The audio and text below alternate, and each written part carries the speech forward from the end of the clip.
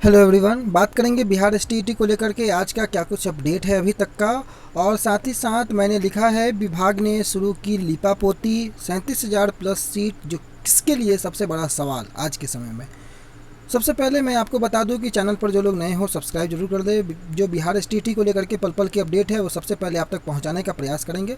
Update आज अगर पटना से अगर आप पूछे तो पटना के सड़कों पर फिर से आज भारी प्रदर्शन देखने को मिला है। पटना हाईकोर्ट के बाहर भी लगातार अभ्यर्थियों का जो प्रदर्शन है उसको लेकर के कई मीडिया जगत के बड़े बड़े पत्रकारों के माध्यम से जो है इस खबर को कवर किया गया। और साथ ही साथ जो सोशल मीडिया पर माननीय नेता प्रतिपक्ष जो तेजस्वी प्रसाद यादव ने वो लड़की और लड़का का नाम और एक्ट्रेस की जो फ़ोटो वाला मसला था एडमिट कार्ड, उसको लेकर के उन्होंने ट्वीट किया। और उस ट्वीट को लगभग सभी मीडिया जगत ने बहुत तरजीह दी, चूँकि नेता प्रतिपक्ष बिहार के उप मुख्यमंत्री के माध्यम से अगर किसी बात को उठाया जा रहा है तो ऑब्वियस है कि ये बहुत गंभीर मसला होता है। उसमें कई मीडिया जगत के बड़े बड़े हस्तियों के माध्यम से जो है इन बातों को प्रमुखता से उठाया गया और विभाग पर लगातार दबाव बनाया गया और प्रश्न पूछा गया। और अंतर्गत विभाग और सरकार अपनी छीछा लेदर से बचने के लिए एक सो कॉल्ड जांच समिति की जो है वो बात कह रही है कि ये जांच होगी। अभी से आपको यहाँ पर देख रहे होंगे कि विभा उपाध्याय न्यूज 18 की जो जानी मानी पत्रकार हैं, आप यहाँ देखिए एसटीटी के रिजल्ट में मलयालम हीरोइन की तस्वीर का मामला और शिक्षा विभाग के अपर मुख्य सचिव संजय कुमार का बयान, एक पुरुष के रिजल्ट में महिला की तस्वीर का मामला सामने आया। और इसके साथ ही साथ इस मामले का शिक्षा विभाग ने अब संज्ञान लिया है और इसमें जो भी दोषी होंगे उन पर कार्रवाई की जाएगी। कल मैंने उस पर वीडियो बनाया था और उससे जो एडमिट कार्ड है उसको सबसे पहले मैंने दिखाने का प्रयास किया था, क्योंकि कई ग्रुप में वो एडमिट कार्ड घूम रहा था और साथ ही साथ हमारे पास भी आया वो एडमिट कार्ड। मैंने उसे रीचेक किया, वाकई में वो एडमिट कार्ड सही था। बाद में मालूम चला कि एडमिट कार्ड में बात कर रहा हूँ, वो रिजल्ट सीट। और बाद में मालूम चला कि वो कैंडिडेट के जो रिजल्ट सीट में जो फ़ोटो है उनके एडमिट कार्ड में भी वही फ़ोटो था जब उन्होंने एग्ज़ाम में अपीयर किया था तब भी। उसके बावजूद भी बीएसईबी की तरफ से इसे सुधार नहीं किया गया और आगे बढ़ाई गई, चूँकि ये जांच का विषय अब बीएसईबी शिक्षा विभाग के माध्यम से बनाया गया। और इन्होंने यह भी लिखा कि बिहार बीएसईबी के द्वारा परीक्षा ली गई थी और कल इस मामले में जाँच पूरी हो जाए, कल इस मामले की पूरी जाँच होगी। और जाँच के लिए शिक्षा विभाग ने बीएसईबी को निर्देश दिया है और शिक्षा विभाग एक माध्यम है। ठीक है, इनका कहना है कि शिक्षा विभाग एक माध्यम है, परीक्षा लेना बीएसईबी का काम है। रिजल्ट में गड़बड़ी हुई तो कार्रवाई की जाएगी। किस पे कार्रवाई की जाएगी? बीएसईबी का काम अगर एग्जामिनेशन को लेना है तो मेरिट बीएसईबी ने कैसे तय किया, बीएसईबी ने मेरिट को बनाया कैसे, अगर उनके काम से, यही तो गंभीर मुद्दा है कि जब बीएसईबी का काम एग्जामिनेशन कंडक्ट करना था।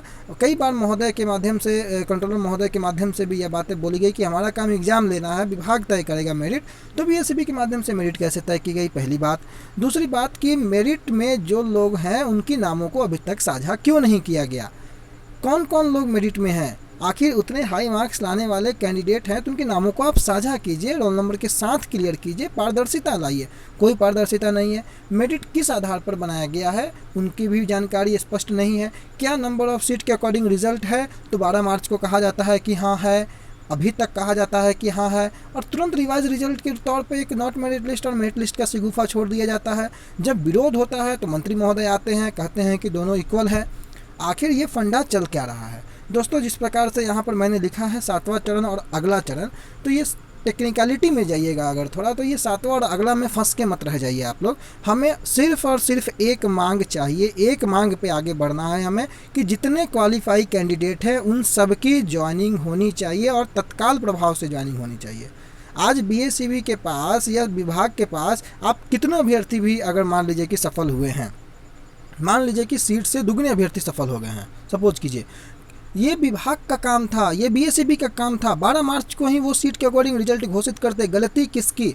अगर गलती आपकी, 3 महीने से अभ्यर्थी अगर रिजल्ट शीट लेकर के सारे समाज, सारे प्रदेश में घूम रहे हैं तो ये आपकी गलती है। बयान आपने दिया है, रिजल्ट आपने निकाला है, क्वालिफाई आपने घोषित किया है। आज कोई नॉट क्वालिफाइड वाला बंदा तो नहीं आ रहा है आपसे नौकरी मांगने के लिए। आपने उन्हें तो नहीं बोला ट्विटर में कि हाँ भाई नॉट क्वालिफाई को देंगे, आपने क्वालिफाई को बोला और आपको क्वालिफाई को नौकरी देनी होगी, उनका हक है। उन्होंने परीक्षा में मेहनत करके परीक्षा को पास की है और तमाम अभ्यर्थी, जितने भी अभ्यर्थी, चाहे वो मेरिट में हो चाहे नॉट मेरिट में हो, तमाम क्वालिफाई अभ्यर्थियों को नौकरी तत्काल मिले, ये हमारी सबसे प्रमुख शिक्षा विभाग मंत्री महोदय से, ये बिहार सरकार से मांग है। ये सो कॉल्ड वाला चरण वाला सिस्टम नहीं, 37,000 से अधिक जो हमारी सीटें हैं वो सीटें सिर्फ हमारे लिए हैं। उसमें कभी 2011 2019 ये क्या, ये कोई मसला नहीं होना चाहिए। वो सीटें हमारे और तत्काल प्रभाव से उस पर नियुक्ति संपन्न हो। इसके लिए अपनी आवाज़ों को जिस प्रकार से आपने अभी तक उठाया है, और आज तमाम मीडिया जगत में ये खबरें चल रही हैं, लोगों को जो प्रधान सचिव महोदय हो या विभाग के जो भी कर्मचारी अधिकारी हो, मंत्री महोदय हो, सभी को जवाब देना पड़ रहा है। अधिसूचना भी अभी तक जारी नहीं हुई है। अधिसूचना की बूथ सुबह आ चुकी है अखबारों के माध्यम से कि किस प्रकार से जारी, उस पर भी मैंने सुबह एक वीडियो क्रिएट किया था डिटेल में, आप देखेंगे। आगे भी उस पर बातें होंगी। अधिसूचना देर शाम तक जारी हो सकती है। लेकिन आज जिस प्रकार से पुनः मीडिया जगत ने इसे कवर किया है, पूरे बिहार का ये एक बहुत टॉप मोस्ट मुद्दा बन चुका है। अब इतना तो तय है कि सरकार को इसे गंभीरता से लेना ही होगा। तमाम क्वालिफाई अभ्यर्थियों के बारे में सरकार को अब सोचना ही होगा। इसमें कहीं से कोई दो राय नहीं है, क्योंकि हम अभ्यर्थी, चाहे जो अभ्यर्थी क्वालिफाई है, वो अपने मेरिट से क्वालिफाई हैं। ऐसा कोई नहीं कह सकता है कि उनमें मेरिट नहीं था। आपने उन्हें क्वालिफाई घोषित किया है, तब वो अपनी नौकरी की मांग कर रहे हैं, अदरवाइज वो नौकरी की मांग नहीं करते हैं। आप खुद में अगर सोचिएगा तो जितने क्वालिफाई कैंडिडेट हैं, अगर 12 मार्च को ये चीज़ें स्पष्ट हो जाती तो आज परेशानी नहीं होती। खैर कोई बात नहीं, मुख्य मुद्दा यही था हमारा कि जितने भी सीटें हैं उसमें आप सिर्फ और सिर्फ STT 19 वाले कैंडिडेट जो हैं उनकी बहाली करें और तत्काल प्रभाव में बहाली करें। प्रेस कॉन्फ्रेंस में कल मंत्री महोदय ने जिस प्रकार के सर्टिफिकेट दे करके अगले चरण में नियुक्ति की बातें की, अगले चरण का मतलब है कि ये मामला बहुत आगे खींच के चला जा सकता है।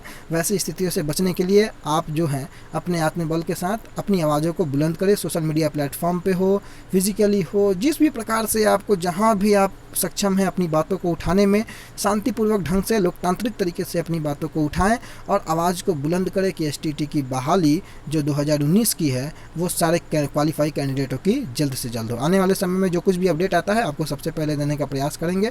तो जो लोग नए होंगे वो जरूर चैनल से जुड़े और टेलीग्राम ग्रुप के साथ भी आप लोग जरूर जुड़े। कई लोग वहाँ पर अभी तक नहीं जुड़े हुए हैं, वहाँ पर टाइम टू टाइम की जानकारी मिलती रहती है, तो आप लोग वहाँ भी let's grow with Randhir search करके वहाँ भी जुड़ सकते हैं। फिलहाल के लिए इतना ही। आपका बहुत बहुत धन्यवाद वीडियो देखने के लिए, अपना बहुमूल्य समय देने के लिए। आपका दिन शुभ हो।